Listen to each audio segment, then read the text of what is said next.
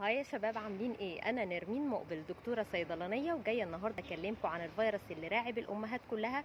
هو الريسبيراتوري سينسيشيال فيروس او الفيروس التنفسي المخلوي. طيب ايه اعراض الفيروس ده؟ اول حاجه بلاقي الطفل عندي مصدع، الاقي ان هو بيشتكي دايما من كحه، مش عارف ياخد نفسه كويس، ممكن في بعض الاحيان يبقى في ارتفاع صغير في درجه الحراره. كمان زوره بيوجعه، لما بيجي يبلع حاجه بيحس بالم في زوره.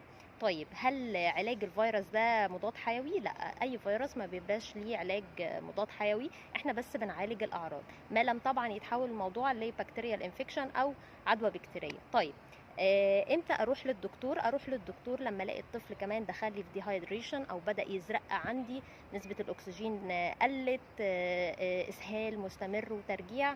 ساعتها ممكن اروح لدكتور الاطفال. لكن لو الاعراض الخفيفه اللي هي بتاعه الانفلونزا اللي احنا عارفينها دي، ممكن ياخد مثلا باراسيتامول علشان خاطر الحراره والصداع وتخفيف الالم.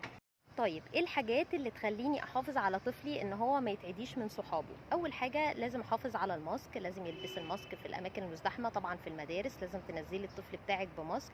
يغسل ايديه، اديله كحول في الشنطه بتاعته، يعقم ايديه قبل ما ياكل، الحاجات بتاعه الكورونا اللي احنا حفظناها دي.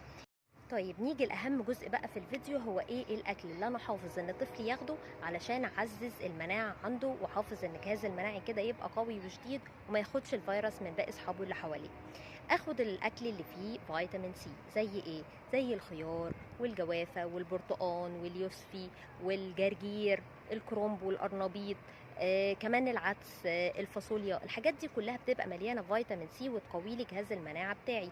حافظ كمان ان الطفل بتاعي يشرب لبن، لان اللبن فيه بروتينز وفيه فيتامينز ومينرالز بتحافظ على مناعه الجسم. طيب ايه تاني؟ اخلي بالي ان هو يتعرض لاشعه الشمس، علشان اشعه الشمس بتبقى مفيده جدا في امتصاص فيتامين د. نخلي بالنا من الحاجات الصغيره دي، وصدقوني هيفرق خالص في مناعه اطفالكم ومناعتكم انتوا شخصيا كمان، لان الفيروس مش سايب دلوقتي لا كبير ولا صغير. واتمنى بس ان الامهات ما تخافش من موضوع الفيروس ده، وهو موضوع يعني ده الفيروس ده مش جديد ولا حاجه، ده موضوع من قبل كده موجود، بس اعراضه شويه شدت الفتره دي. ربنا يحافظ على كل اولادنا، واشوفكم في الفيديو اللي جاي. باي باي.